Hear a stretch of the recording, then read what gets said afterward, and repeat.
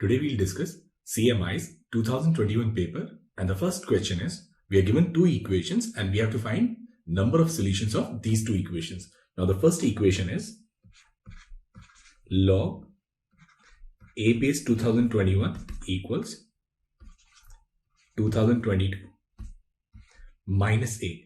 Now clearly a is greater than 0. Now if we write a function fa, we can write this function fa as log a base 2021 plus a minus 2022. If we differentiate this, we'll get 1 upon a log 2021 and plus 1, which is greater than 0. That means this function, it is strictly increasing. Now we look at f0 positive. So at 0, we have this log 0, and log 0 tends to minus infinite. And if we take this limit, a tends to infinite, log infinite is infinite, this is also infinite. So this function, it is strictly increasing. It starts from minus infinite and it goes all the way up to plus infinite. So this function, it will intersect x-axis exactly at 1 point. So there is exactly one solution to this equation. And from inspection, we can clearly say that this one solution is when the value of a is 2021. Now if we look at the second equation, we can write this function as sum GB and LB 2021b plus b minus 2022. Now again G dash P LB 2021 to the power b into log 2021 plus 1, which again is greater than 0. So again this function GB, it is an increasing function. Now when b tends to minus infinite, this is 0 and it approaches minus infinite, and at plus infinite, this is infinite and this is infinite. So this function gx, it also approaches infinite. So this function also, it is an increasing function and it starts from minus infinite and it reaches plus infinite. So it will intersect x-axis exactly once. So this second equation also will have exactly one solution. And from inspection, we can say that one solution is when the value of b is 1. So we have unique solution for both the equations. And the first case, value of a, it must be 2021, and value of b, it must be 1. So the correct options are equation 1 has a unique solution, equation 2 has a unique solution, and a equals b, it is not possible. And there exists a solution a for 1 and solution b for 2 such that a plus b is an integer. So the correct options are a, b and d. Now the second question is a prime p which is greater than or equal to 2 whose only positive integral factors are 1 and p. Now the first one is for any prime p, the number p square minus p is always divisible by 2. Now if we look at p square minus p, it is p into p minus 1. Now since it has to be true for any p which is greater than or equal to 2, if we choose p as 2, we'll get p square minus p as 2, which is not divisible by 3. So it is not true for all the primes. So option A, it is incorrect. Now it says for any prime p greater than 3, exactly one of p minus 1 or p plus 1 is divisible by 6.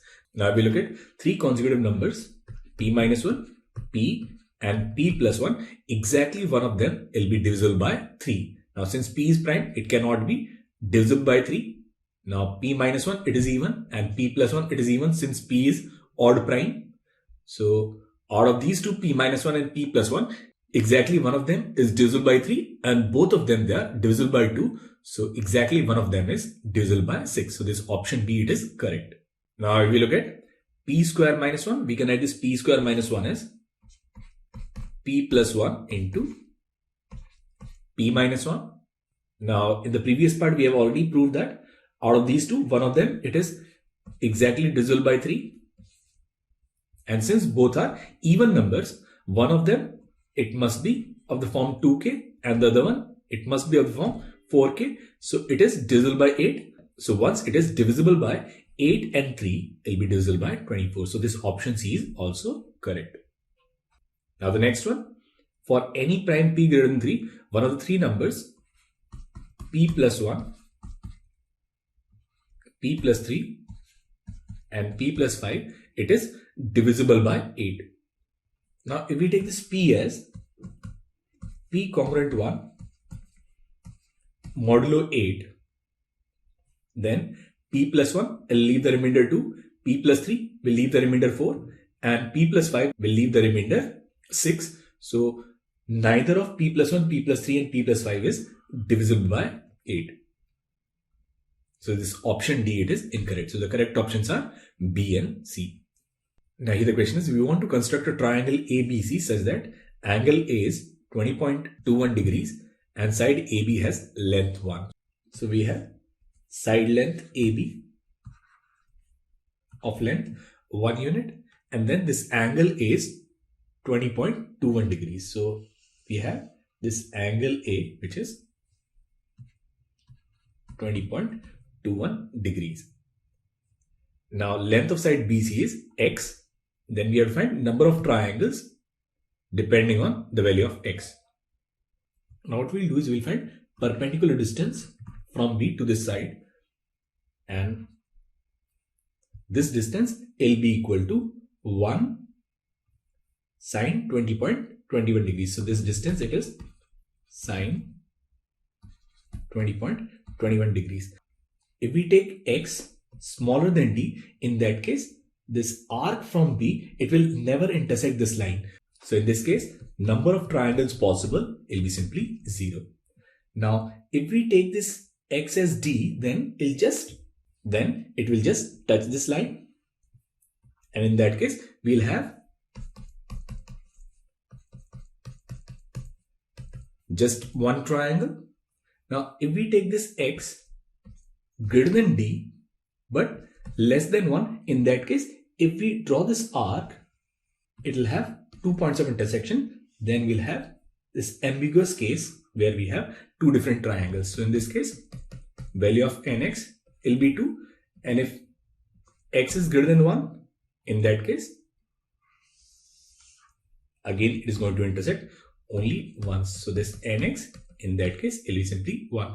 So the possible values of nx are 0, 1 and 2, and which gives us options A, B and C. So the correct options are A, B, C. Now here the question is, consider a polynomial of the form x cube plus ax square plus bx plus c, where a, b, c are integers. Name 3 possibly non-real roots of fxb, p, q and r. Now the first one is, if f1 equals 2021, then fx is x minus 1 into x square plus sx plus t plus 2021, where s and t must be integer. Now this is nothing but this is remainder theorem. If fx is divided by 1, it leaves the remainder 2021, and since leading coefficient is 1, so we can express this fx as x minus 1 into this quadratic expression x square plus sx plus t plus remainder 2021. So this option A, it is correct. Now the second one is, there is such a polynomial fx with c equals 2021 and p equals 2. Now this p equals 2 is a rational root, and rational root theorem says this p, it must be a factor of plus minus c by a. Now in this case, plus minus c by a is plus minus 2021, which is an odd number, and this p, it is an even number. So it is not possible to have a root whose value is 2. So this option B, it is incorrect. Now the next one is, there is such a polynomial fx with r equals 1 by 2. Now this r, it again is a root of this function fx. It is also a rational root. Now if it is a rational root, then we get this root from this expression plus minus c upon 1. Now c is an integer and there is this 1 in the denominator. So we cannot have r as 1 by 2. So again, this option C is not possible. Now for this option D, we can write p square plus q square plus r square as p plus q plus r whole square minus 2pq plus qr plus rp. Now p plus q plus r, this is minus a, so it will be a square and then minus, and this is s2, which is b. So this p square plus q square plus r square, it doesn't depend on c. So this option D is also correct. So the correct options are A and D. Now question number 5 is, for any complex number z, we have defined a function pz, which is cardinality of z to the power k, where k is a positive integer, that is number of distinct positive integral powers of z. Now it may be useful to remember that pi is an irrational number. Now the first one is, for each positive integer n, there is a complex number z such that pz equals n. Now if we take this z as nth root of unity, which is e to the power iota 2r pi by n, then any z to the power k will be of the form 1 alpha alpha square and alpha to the power n minus 1. So every power of z to the power k, it will belong to this set having n elements. So that means this option A, it is correct for any z which is nth root of unity. Now the next one is, there is a unique complex number such that pz equals 3. Now again for this, what we'll do is we'll take third root of unity, and which are 1, omega and omega square. And if we take z as omega, we'll have 3 roots, and if we take z as omega square, again we'll have this cardinality as 3. So that means this option B, it is incorrect. If mod of z is unequal to 1, then pz is infinite. Now if mod of z is unequal to 1, we can write this z as r into e to the power iota theta, where r, it is unequal to 1. We can write z to the power k as r to the power k into e to the power iota k theta. Now this complex function is a multivariate function. Every time we rotate it by some angle, it also changes its magnitude. So this z to the power k, it can never come to any previous form. So in this case, number of solutions, they'll be infinite. So that means this option C is incorrect. And this option D is p e to the power iota. Now p e to the power iota will be e to the power iota k. Now this e to the power iota k, it will have this unit circle and it will have infinite points. So for these infinite points, we'll have infinite cardinality. So option D is also correct. So the correct options are A, C and D. Now the question is, a stationary point of function is a real number r such that f dash r is equal to 0. A polynomial need not have a stationary point. Consider a polynomial px. If px is of degree 2022, then px must have at least one stationary point. Now for this polynomial px, if we write p dash x is a polynomial of degree 2021, which is odd, and any odd degree polynomial will have at least one real root. So it must have at least one stationary point, and that means this option A, it is correct. Now this B is, if the number of distinct real roots of px is 2021, then px must have at least 2020 stationary points. Now one of the implication of Rolle's theorem is, in between any two roots alpha 1 and alpha 2 of continuously differentiable function, there exists at least one point at which p dash x is equal to 0. Now we consider these 2021 roots, then we'll have 2020 pairs of roots, and in each pair there'll be at least one root of p dash x. So that means it'll have at least 2020 stationary points. So that means this option B is also correct. Now if we look at this option C, if the number of distinct real roots of px is 2021, then px can have at most 2020 stationary points. Now this is not true. In between any two roots, say alpha 1 and alpha 2, Rolle's theorem says there will be at least one root, but then it is possible to have more than one roots in between any two roots of px. So this option C, it is definitely incorrect. Now the next one is, if r is stationary point of px and second derivative is 0, then this point is neither a local maxima nor a local minima. Now this is not true. So if second derivative is 0, that doesn't mean it is a point of inflection. It simply means that the second derivative test fails and we have to check it using either nth derivative test or first derivative test to ascertain whether it is a maxima or a minima or a point of inflection. So it is not true for all the cases. So this option D is also incorrect. So the correct options are A and B. Now question number 7 is, we are given three distinct positive constants A, B and C, and we want to solve the simultaneous equations ax plus by equals root 3 and bx plus cy equals root 3. Now both these equations, they represent straight lines. Now first is, there exists a combination of values of A, B and C such that the above system has infinitely many solutions. Now we know that two lines, they'll have infinite solutions if they are same lines. So in that case, we'll have A1 upon A2 equals B1 upon B2 equals C1 upon C2. So for this, we'll have this condition A upon B must be equal to B upon C, and it must be equal to root 2 upon root 3. So it is possible to have this combination. Say for example, if we take A as root 2 by root 3, B as 1 and C as root 3 by root 2, it satisfies this condition. So it is possible to have positive values for A, B and C such that the system of equation has infinitely many solutions. Now the second one is, there exists a combination of values of A, B, C such that the above system has exactly one solution. Now if it has exactly one solution, then they must not be parallel. In that case, A upon B must not be equal to B upon C. So if B square, it is unequal to AC, in that case, it will always have one solution. So this option B, it is correct. Now for no solution, these two lines, they must be parallel and they must not be same. So in that case, we'll have A upon B, it must be equal to B upon C, but it should not be equal to root 2 upon root 3. And in this case, we'll have B square equals AC, that is B is geometric mean of A and C. Now if we take its arithmetic mean, A plus C by 2, we know that arithmetic mean, it is always greater than its geometric mean, which is B. So from here we get this condition that 2B is less than A plus C.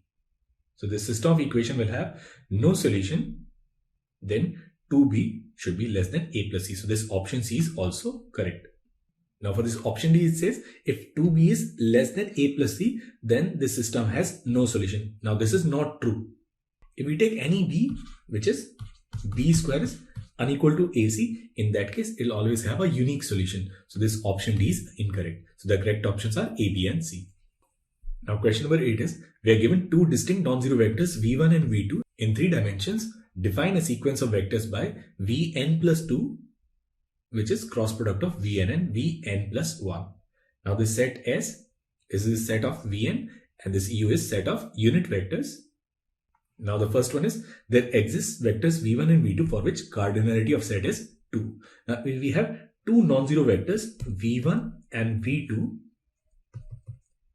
and if we take their cross product, then we'll always have this third vector which is different from V1 and V2. So we cannot have cardinality of S is 2. So this option A is incorrect.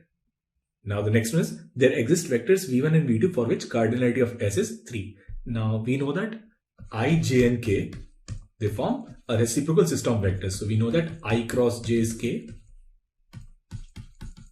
J cross K is I, and then K cross I is J. So we'll keep getting these three vectors I, J and K from I, J, K. So it is possible to have cardinality of this set S as 3. So this option B, it is correct.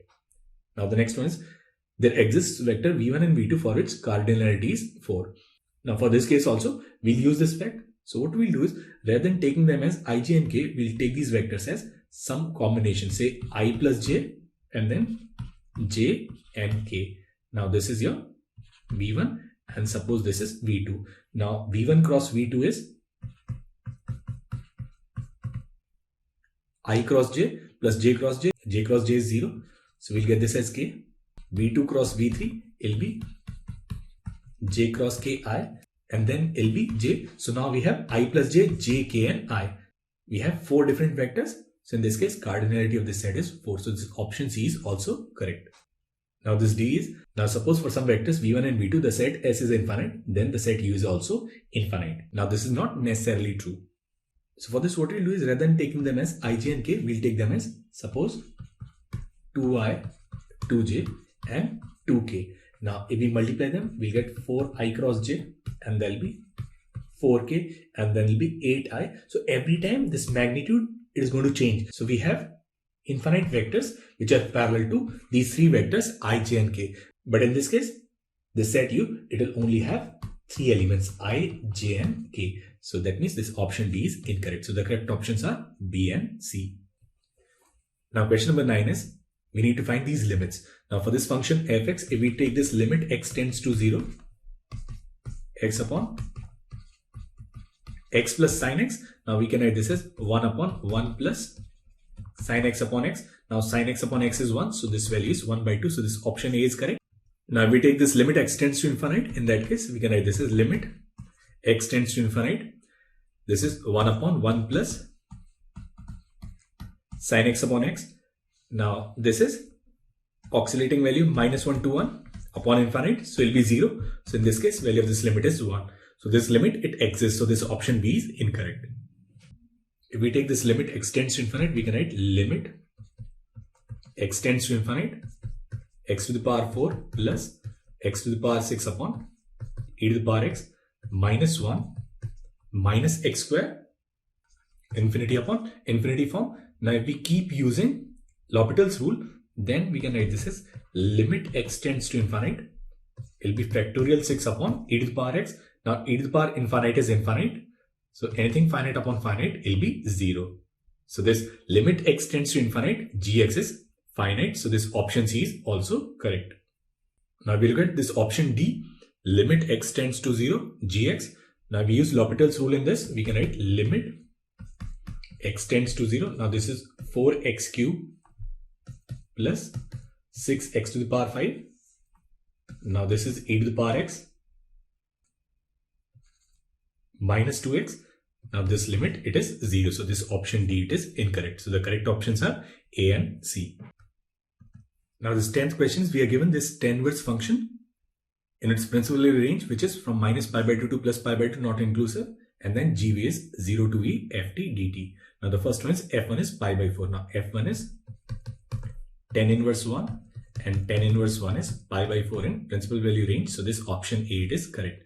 Now this option B is tan inverse 1 plus tan inverse 2 plus tan inverse 3. Now if we use tan inverse x plus tan inverse y, it will be tan inverse 1. Now in this case, x into y is greater than 1, so it will be pi plus, now it will be tan inverse x plus y upon 1 minus xy. So it will be tan inverse minus 1, so it will cancel. So this value will be equal to pi, so this option B is also correct. Now it says gx is an increasing function. So if we find g dash v will be fv and fv is tan inverse v. Now this tan inverse v, it is positive as well as negative. So whenever v is less than 0, this value is negative. So this function g, it is not an increasing function for all the values of v. So this option C, it is incorrect. Now this D is, g is an odd function. Now if we look at g dash v is equal to fv and fv is odd. Now if g dash is odd, it simply means gv, it is an even function. So this option D is also incorrect. So the correct options are only A and B.